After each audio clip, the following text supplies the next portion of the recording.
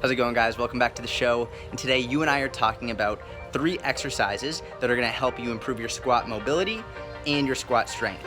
We're doing this 3x3 format, per usual, 3 exercises, 3 minutes or less. Let's get it. First exercise is called a foot elevated adductor dip, which is a fancy way of saying we're going to mobilize your adductor, your inner thigh, and also your groin. A lot of people get gunked up and stuck there, and it's hard to get deep enough in the squat if those things aren't mobilized and flexible enough. So this adductor dip looks like this. Elevate one foot onto a bench or a box. Make sure your knee and your toes of that elevated leg are pointing in the exact same direction. Make sure your torso and your hips are facing forward. You don't want to rotate them laterally. And make sure the foot that is on the floor is slightly wider than your hip. From here, you're just gonna rock back and forth, side to side, and put as much weight as you can into the foot that is elevated, because that's gonna allow you to put more stress in a good way on the adductor and the groin of the elevated leg, which will allow you to get deeper into the squat. And this is a really good way to mobilize your adductor and your groin prior to squatting so you can get more range of motion.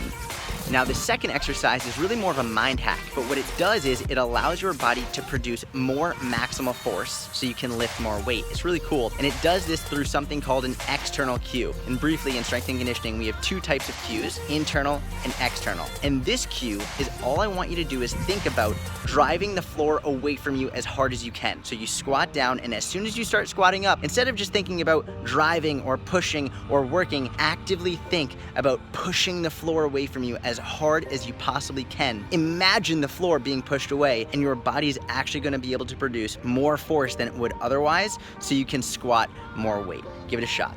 Now, this third and final exercise is one of my favorites because you get the best of both worlds. Increased strength and increased mobility in one movement. The name sounds wicked complicated. I promise it's not. I'm gonna show you exactly how to do it. It's called an eccentric emphasis goblet squat with a pause in the hole. And all that means is you're gonna hold a kettlebell or a dumbbell out in front of your chest, slowly go down, okay? So the lowering portion is about 3 to 5 seconds.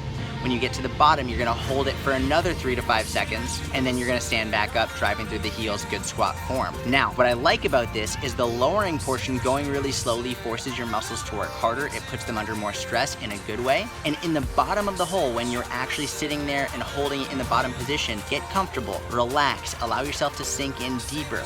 This is gonna increase your range of motion and allow you to get more comfortable, so when you go to a barbell back squat or to another squat, you can get greater range of motion without struggling, without hurting yourself, just using good form and good mobility. Any questions? Let me know.